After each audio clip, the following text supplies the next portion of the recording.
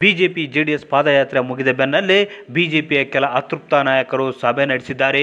ಸರ್ಕಾರದ ವಿರುದ್ಧ ರಾಜ್ಯಾಧ್ಯಕ್ಷ ಬಿವೈ ವಿಜಯೇಂದ್ರ ನೇತೃತ್ವದ ಹೋರಾಟ ಯಶಸ್ವಿಗೊಂಡ ಬೆನ್ನಲ್ಲೇ ಹೊಸ ಆಟ ಶುರು ಮಾಡಿದ್ದಾರೆ. ಹಾಗಾದರೆ ಸಭೆಯಲ್ಲಿ ಭಾಗವಹಿಸಿದ ನಾಯಕರಾದರೂ ಯಾರು? ಬಿಎಸ್ವೈ ವಿರೋಧಿಗಳ ಹೋರಾಟಕ್ಕೆ ಅವಕಾಶ ಕೊಡುತ್ತಾ ಹೈಕಮಾಂಡ್? ರಾಜ್ಯಾಧ್ಯಕ್ಷ ಬಿವೈ ವಿಜಯೇಂದ್ರ ವಿರುದ್ಧ ಷಡ್ಯಂತ್ರ ರೂಪಿಸಿದ್ರ ಅತೃಪ್ತ ನಾಯಕರು? ಈ ಕುರಿತು ಮತ್ತಷ್ಟು ಮಾಹಿತಿ ನೀಡ್ತೀನಿ. ಅದಕ್ಕೂ ಮುನ್ನ ನಮ್ಮ ಚಾನಲ್ ಸಬ್ಸ್ಕ್ರೈಬ್ ಮಾಡಿ, ವಿಡಿಯೋ ಶೇರ್ ಮಾಡಿ, ಲೈಕ್ ಮಾಡಿ, ಕಮೆಂಟ್ ಮಾಡಿ. ರಾಜ್ಯಾಧ್ಯಕ್ಷ ಬಿವೈ ವಿಜಯೇಂದ್ರ ನೇತೃತ್ವದಲ್ಲಿ ಸರ್ಕಾರದ ವಿರುದ್ಧ ಪಾದಯಾತ್ರೆ ಯಶಸ್ವಿಯಾಗಿದೆ. ಜೊತೆಗೆ ಆಡಳಿತಾರೂಢ ಕಾಂಗ್ರೆಸ್ ಸರ್ಕಾರಕ್ಕೆ ಆತಂಕ ತಂದೊಡ್ಡಿದೆ. ಪಾದಯಾತ್ರೆಯಿಂದ ರಾಜ್ಯಾಧ್ಯಕ್ಷ ಬಿವೈ ವಿಜಯೇಂದ್ರ ಅವರ ವರ್ಚಸ್ಸು ಹೆಚ್ಚಿದೆ.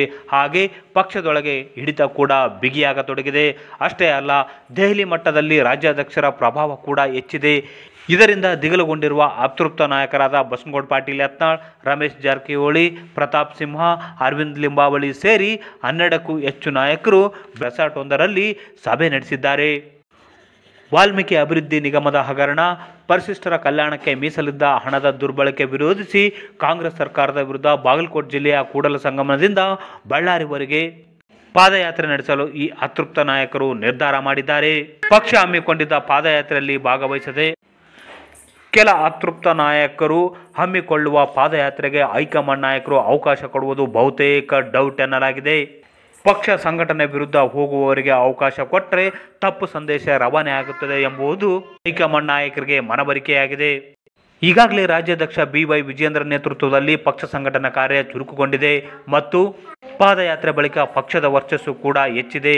ಇದರಿಂದ ಬಿಎಸ್ವೈ ವಿರೋಧಿ ಬಣಕ್ಕೆ ಆತಂಕ ಶುರುವಾಗಿದ್ದರಿಂದ ಇಂಥದ್ದೊಂದು ಕಾರ್ಯಕ್ಕೆ ಮುಂದಾಗಿದ್ದಾರೆ ಎನ್ನಲಾಗ್ತಿದೆ. ಈಗಾಗಲೇ ಕೆಲ ಅತೃಪ್ತ ನಾಯಕರ ಅಶಿಸ್ತಿನ ಕುರಿತು ಹೈಕಮಾಂಡ್ ಗಮನಕ್ಕೆ ತರಲಾಗಿದೆ.